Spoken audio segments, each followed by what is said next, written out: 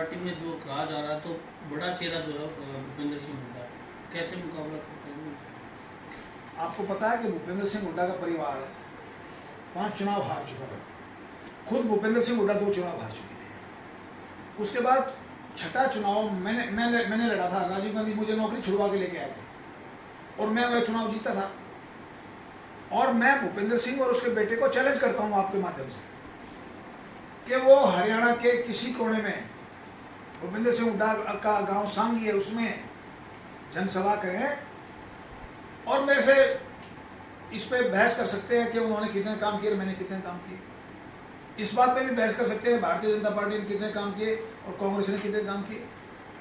अगर मैं उनसे बहस में हार गया तो मैं जिंदगी में कभी कोई चुनाव नहीं लड़ूंगा। ये मेरी चैलेंज है बाप बेटा को कि वो हरियाणा के किसी कोने में मेरे से बहस कर सकते हैं। अगर मैं चुनाव बहस में हार जाऊंगा, मैं राजनीति छोड़ दूंगा। क्या कृष्णमूर्ति हुड्डा और गढ़ी सांपला के लिए से चुनाव लड़ने की तैयारी है? अगर पार्टी मुझे चुनाव लड़ाएगी तो मैं पूरे दमखम के साथ और पूरी ताकत के साथ चुनाव लड़ूंगा। लेकिन 70,000 का मार्जिन था लोकसभा चुनाव में। चौधरी देवीलाल का 3.5 लाख का मार्जिन था और 3 साल में वो 38,000 से हारे थे। चुनाव एक ऐसी है, इंदिरा गांधी जैसी हार गए थे, अटल बिहारी वाजपेयी जैसे हार गए थे। चुनाव का मामला एक ऐसा है कि चुनाव में कोई भी हार सकता है और मुझे ऐसा आभास हो रहा है, मुझे ऐसा लग रहा है कि इस बार भूपेंद्र सिंह हुड्डा के हारने की बारी है। लेकिन आप ये भी तो मानते होंगे कि 90 सीटों के लिए 2,500 लोगों ने आवेदन किया है, तो कहीं ना कहीं कांग्रेस पार्टी की तरफ लोगों का रुझान तो लग रहा है।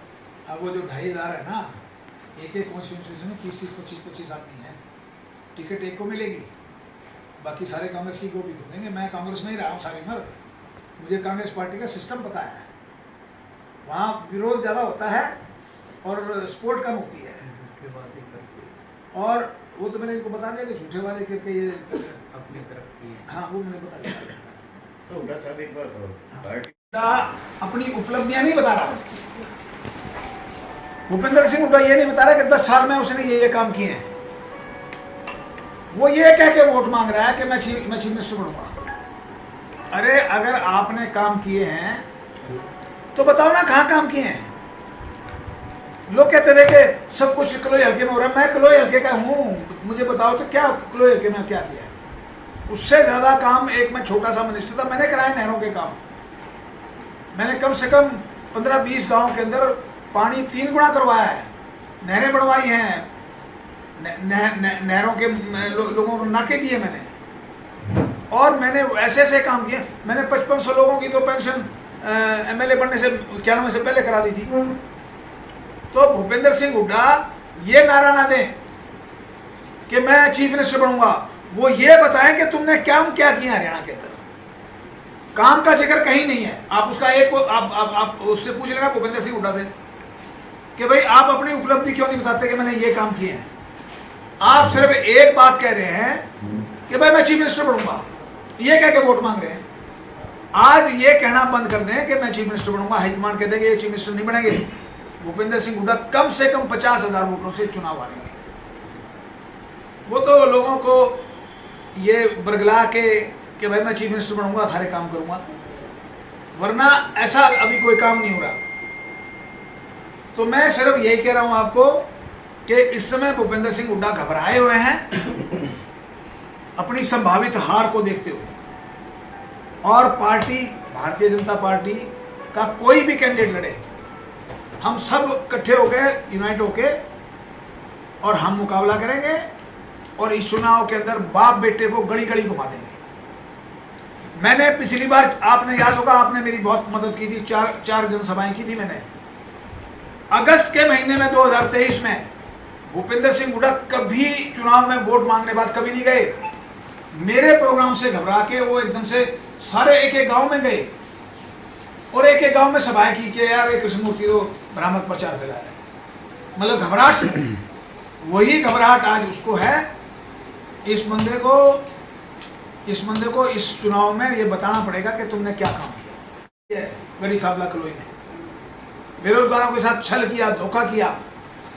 गढ़ी सांपला कलोई का चीफ मिनिस्टर और गड़ी सांपला कलोई के लोगों को नौकरी के लिए पैसे देने पड़े।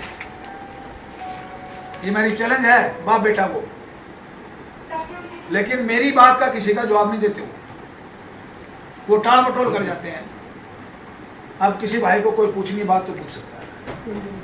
सर आप कह रहे हैं कि भी उन्होंने कोई विकास नहीं किया, लेकिन रोहतक को शिक्षा का हब बनाया। IIM, FDDI, CTI यूनिवर्सिटियाँ एक होती थी, 3-4 यूनिवर्सिटियाँ जो है रोहतक को देने का काम किया। इतने ज़्यादा काम करने के बाद आप कह रहे हैं कि कोई काम नहीं किया उन्होंने। 10 साल में ये काम बहुत ज़्यादा है क्या? मेडिकल कॉलेज वही था, रोहतक यूनिवर्सिटी वही थी, कौन सी नई यूनिवर्सिटी बना के बताओ? सारी यही थी। और ये बताओ ना, जो उन्होंने भ्रष्टाचार फैलाया, उसके रिश्तेदार लोग पूछ रहे हैं उनकी संपत्ति कहाँ से कहाँ पहुँच गई है। हर जिले में उसके रिश्तेदार, MLA की नहीं चलती थी, रिश्तेदारों की चलती थी। ये मेरा आरोप है। MLA MP बेचारे सड़क पे खड़े रहते थे और रिश्तेदार मालिक हुए बैठे थे। तो मैं ये कहता हूँ, अगर उन्होंने काम किए तो बताए ना। मैं उनको चैलेंज कर रहा हूँ, आपके माध्यम से चैलेंज कर रहा हूँ, बाप बेटे को चैलेंज कर रहा हूँ। अगर उन्होंने काम किए तो मेरे साथ सार्वजनिक बहस पे आ जाए, और मेरी छुट्टी है उनको, वो जहाँ कहें उनके गांव में कहें, उनके गांव में, और किसी गांव में कहें हम आ जाओ। अगर मैं उनसे सार्वजनिक बहस में हार गया तो मैं चुनाव नहीं लड़ूंगा, कोई चुनाव नहीं लड़ूंगा जिंदगी में।